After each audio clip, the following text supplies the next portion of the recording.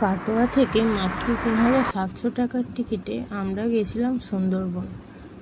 যাত্রাপথটা অনেকটা দূর হওয়ায় মানে ধরুন প্রায় সন্ধে 6টায় এরকম বাস ছেড়েছিল, তো ওখানে পৌঁছেছিল সকাল 6টায়।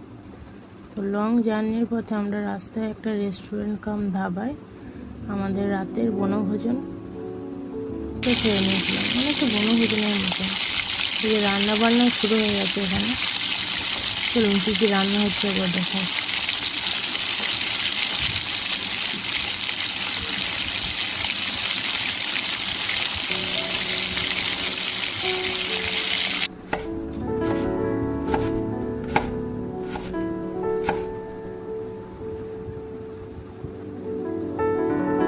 ভৌমিক হোটেল অ্যান্ড রেস্টুরেন্টে আমাদের খাবারের ব্যবস্থা করেছিল।